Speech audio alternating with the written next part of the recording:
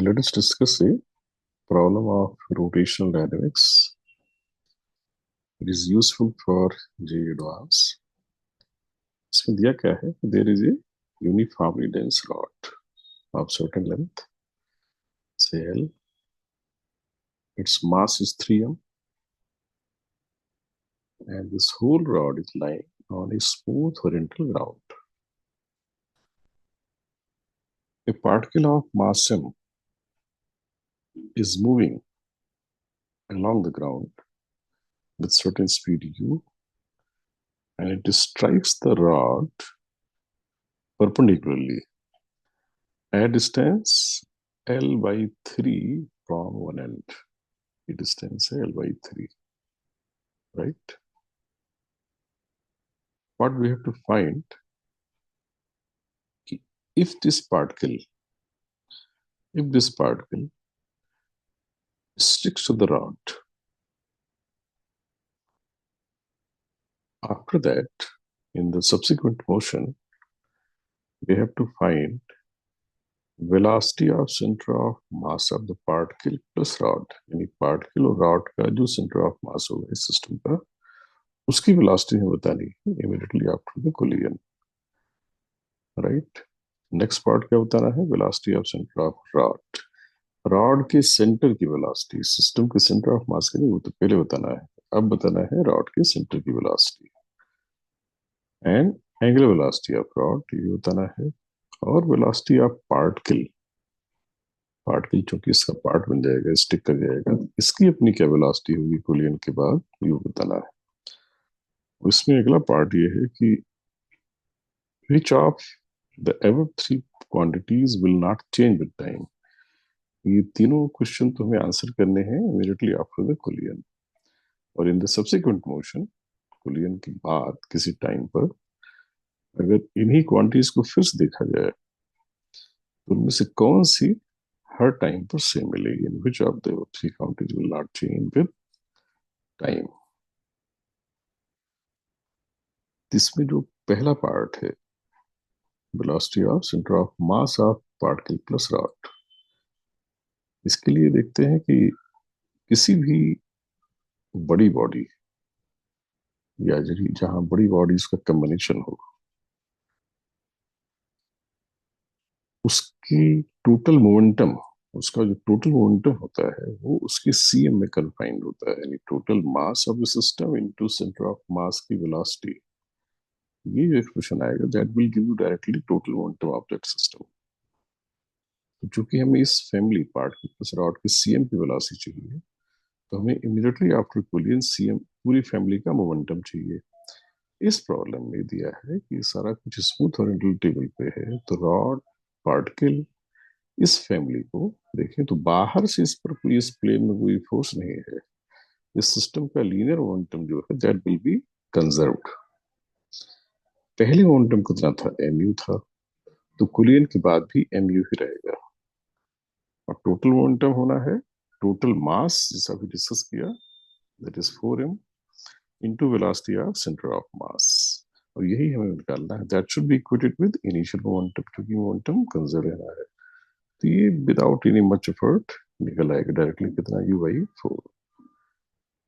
अगले पार्ट्स में थोड़ी कैलकुलेशन आएगी. It is not simple. अब वेलोसिटी ऑफ सेंटर निकालना है, velocity of angular velocity of rod निकालना है, राइट, पार्टिकल वेलोसिटी निकाल ली. ये सब निकालने के लिए पहले मान लेते हैं कि कोलिजन के बाद रॉड के सेंटर की वेलोसिटी bc है और एंगुलर वेलोसिटी रॉड की है ओमेगा. सेंटर की वेलोसिटी bc, रॉड की एंगुलर वेलोसिटी ओमेगा. ऐसे क्लॉकवाइज क्यों होगी? इसको कॉमन सेंस फील किया सकता है. पार्टिकल जब यहाँ हिट करेगा तो जो ये फोर्स आएगा, वो फोर्स रॉड के अपने सीएम के अबाउट देखें तो कैसा टॉर्क देगा क्लॉकवाइज सेंस में. तो रॉड क्लॉकवाइज रोटेट करना स्टार्ट करेगी. उसको मैं क्लॉकवाइज दिखाता हूँ. मान लिया वेलोसिटी, सेंटर की वेलोसिटी vc मान ली. तो ये दो वेरिएबल है. और जहां तक पार्टिकल की वेलोसिटी भी चूंकि पूछा गया है, वो कोई वेरिएबल नहीं होगा, वो इन्हीं दोनों की टर्म्स में निकल आएगा, right. We have two variables, we need two equations to solve them. तो ऑब्वियसली ऐसा लग रहा है we should apply some conservation laws. तो पहला कंजर्वेशन लॉ तो मोमेंटम ही हो गया, लीनियर मोमेंटम, जो कि हम लोग पहले रियलाइज कर चुके हैं कि लीनियर मोमेंटम कितना है, एमयू। उसी को वीसी और ओमेगा के टर्म्स में देखते हैं कैसे आएगा। तो मोमेंटम ऑफ रॉड क्या लिखा जाएगा? रॉड के सेंटर की वेलोसिटी वीसी है, तो यही वीसी उसके सीएम की होगी, क्योंकि रॉड इज यूनिफॉर्म। क्यों? रॉड को देखें, उसका सीएम उसके सेंटर पे होगा, तो रॉड का मोमेंटम ये लिखा जाएगा, रॉड का मास इंटू रॉड के सीएम की वेलोसिटी, राइट। अब मोमेंटम ऑफ पार्टिकल क्या लिखेंगे? या मोमेंटम का मतलब है लीनियर मोमेंटम, राइट। ये थोड़ा टफ होता है रियलाइज करना, वैसे ज्यादा टफ नहीं है अगर कॉन्सेप्ट क्लियर है तो। पार्टिकल इसी का पार्ट है रॉड का, इसकी वेलोसिटी पाने के लिए रियलाइज करना होगा कि रिजिड बॉडीज में दो पॉइंट में वेलोसिटी का डिफरेंस जो होता है वो बॉडी के रोटेशन की वजह से होता है।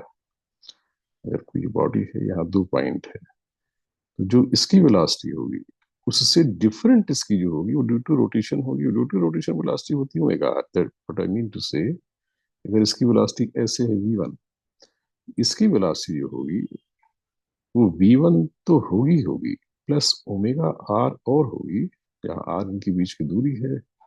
और ओमेगा आर किस तरफ होगी? इस ज्वाइनिंग लाइन के परपेंडिकुलर। दैट मीन्स अगर इसकी v1 ऐसे है तो ओमेगा आर ऐसे आएगा, और उसी में v1 और जोड़ देंगे, सॉरी v1 की डायरेक्शन तो ये है, तो v1 ऐसे ओमेगा आर ऐसे, इन दोनों को एज ए वेक्टर प्रॉपर्ली जोड़ लेंगे। इस केस में तो सिंपल जोड़ना, क्यों? क्योंकि जिधर vc है उसी तरफ ओमेगा आर भी आएगा। ओमेगा आर जो होता है वो ज्वाइनिंग लाइन के परपेंडिकुलर दोनों पॉइंट की, तो वो ऐसे आ जाएगा। ये हमें दिखा रखा है। पार्टिकल की जो वेलोसिटी होगी वो होगी VC plus omega R. R कितना है? ये L/6, क्योंकि ये डिस्टेंस दी गई है L/3, तो ये हो जाएगा L/6। ये पार्टिकल की वेलोसिटी होगी इनटू मास, इस हो गया उसका लीनियर मोमेंटम। तो total momentum of rod plus particle हो जाएगा 3mvc प्लस ये पार्टिकल का मोमेंटम, इनका सम करेंगे तो फाइनली इस तरह का कंबाइंड एक्सप्रेशन बनेगा। इसको टोटल मोमेंटम के बराबर कर देंगे, क्योंकि वो जो पहले था कुरियन के पहले जो केवल पार्टिकल था वही पूरे सिस्टम का होना है। ओके, एक्सटर्नल फोर्स एब्सेंट है, इक्वेट कर दें, we will get this equation. अब एक इक्वेशन हमें और चाहिए, वो आ जाएगी conservation of angular momentum about centre of rod. किसका कंजर्वेशन ऑफ एंगुलर मोमेंटम? पूरे सिस्टम का कर रहे हैं, सेंटर ऑफ रॉड के अबाउट क्यों करेंगे? इनफैक्ट शॉर्ट पीरियड में हम एंगुलर मोमेंटम किसी के अबाउट भी कंजर्व कर सकते हैं अगर एक्सटर्नल टॉर्क जीरो है। तो एक्सटर्नल टॉर्क है किसके अबाउट जीरो है? इस पूरी फैमिली पर देखें, बाहर से कोई फोर्स ही नहीं है, तो टॉर्क तो किसी के अबाउट जीरो है एक्सटर्नल। तो why we are conserving about centre of rod? In fact, you can conserve about any point, about this point, this point, this point, this point, right? But हमें ये देखना होगा किसके about angular momentum calculation easy होगी। Particle का angular momentum निकालना हमेशा easy होता है। पार्टिकल के मोमेंटम वेक्टर पर हम लोग उस पॉइंट से क्या ड्रॉ करते हैं? परपेंडिकुलर। उस मोमेंटम में उस परपेंडिकुलर लेंथ को मल्टीप्लाई कर देते हैं विद प्रोपोर्शंस, तो वो एंगुलर मोमेंटम पार्टिकल का जाता है। बड़ी बॉडीज का निकालना केवल एक पॉइंट बाउट इजी होता है। अगर कोई बड़ी बॉडी है तो इसका एंगुलर मोमेंटम में आरबीटी किसी पॉइंट पे आउट निकालूंगा, टफ होगा। लेकिन इजी किसके अबाउट होगा? Only about that CM. जो बॉडी का अपना सीएम है उसके अबाउट एंगुलर मोमेंटम का एक सिंपल एक्सप्रेशन होता है, आई अबाउट सीएम इंटू ओमेगा। तो यहाँ बड़ी बॉडी रॉड है, रॉड के सीएम के अबाउट अगर मैं पूरी फैमिली का एंगुलर मोमेंटम निकालूं तो वो हमारे लिए इजी होगा। और कंजर्व हम किसी के अबाउट कर सकते हैं, जैसे मैंने एक्सप्लेन किया। So what we will do, we will take angular momentum about seam of rod। CM of rod के अबाउट रॉड का अपना हो जाएगा, रॉड का मास इंटू उसका L² 12 यानी IC होगा। ये रॉड का एंगुलर मोमेंटम हो गया अपने सेंटर के अबाउट, वही उसका सीएम है। अब उसी सीएम के अबाउट जो रॉड का अपना सेंटर है, अब सीएम नहीं कहना चाहिए, पार्टिकल के लिए तो एक पॉइंट है, पार्टिकल के मोमेंटम में, ये पार्टिकल का मोमेंटम लोगों ने पहले रियलाइज कर लिया था यहाँ, उसमें रॉड के सेंटर से परपेंडिकुलर डालेंगे। जब परपेंडिकुलर यहाँ डालेंगे सेंटर से तो दूरी L/6 है, तो पार्टिकल का angular momentum about the centre of rod हो जाएगा ये। और दोनों के सेंस एक ही आएंगे क्योंकि ओमेगा हमने क्लॉकवाइज लिया है। पार्टिकल का मोमेंटम ऐसे है, तो उसकी वजह से जो रॉड के सेंटर के अबाउट एंगुलर मोमेंटम आएगा वो क्लॉकवाइज आएगा। राइट, तो दोनों एड अप हो जाएंगे अलजेब्रिकली। और पहले एंगुलर मोमेंटम रॉड के सेंटर के अबाउट केवल पार्टिकल में रहेगा क्योंकि रॉड तो रुकी हुई है। रॉड का ओमेगा क्या है, 0। पार्टिकल में जो वेलोसिटी है वो सारा वेलोसिटी क्या है, यू है। पहले कुलियन पहले सिंपली mv/6 हो गया। राइट, तो इसको सिंप्लीफाई करके इक्वेशन ये आ जाएगी। तो finally we have got these two equations. इनको सॉल्व करेंगे तो बीसी आ जाएगा 3/13, ओमेगा आ जाएगा 6/13L। अब तो दो आंसर भी आ गए। राइट, बी एंड सी। अब है डी पार्ट। डी पार्ट में पार्टिकल की वेलोसिटी होनी चाहिए कुलियन के बाद। तो जैसा अभी रियलाइज किया वो हो जाएगी VC plus omega L/6। VC हम लोगों ने निकाल लिया है, ओमेगा L/6 यहाँ से निकाल के यहाँ प्लेस कर दें तो ये सिंप्लीफाई होके 4u/13 हो गया। ये पार्टिकल की वेलोसिटी, लास्ट पार्ट डी हो गया। एक पार्ट मैंने और पूछा है कि इनमें से कौन से पैरामीटर्स टाइम के साथ चेंज होंगे या नहीं चेंज होंगे। तो let us learn the concept. Since linear momentum is to be conserved, क्यों कंजर्व होना है, बाहर से फोर्स नहीं है। So the velocity of COM of the system will not change, क्योंकि लीनियर मोमेंटम होता है टोटल मास जो कि 4m है वो चेंज नहीं होगा। तो वेलोसिटी ऑफ CM से मल्टीप्लाई करेंगे टोटल मोमेंटम मिलेगा, वो चेंज होना नहीं, तो VCM भी चेंज नहीं होगा। राइट, अब एंगुलर मोमेंटम अबाउट, हाँ ये थोड़ा स्पेशल पॉइंट है। रॉड प्लस पार्टिकल मिलकर एक सिस्टम हो गया है, ये इसी में चिपक गया है। अब मैं इसका जो CM होगा रॉड प्लस पार्टिकल को, उसको थोड़ी देर के लिए इमेजिन करो। उसके CM के बाद कोलियन के पहले कुछ मूवमेंट एंगुलर मोमेंटम रहा होगा ड्यू टू पार्टिकल्स मोशन। उस एंगुलर मोमेंटम को LC कह देते हैं, LCM कह देते हैं। वो होना चाहिए था I/CM × ओमेगा। कुलियन के बाद, कुलियन के बाद पूरा सिस्टम एक रिजिड बॉडी बन गया, तो चिपक गया इसी में।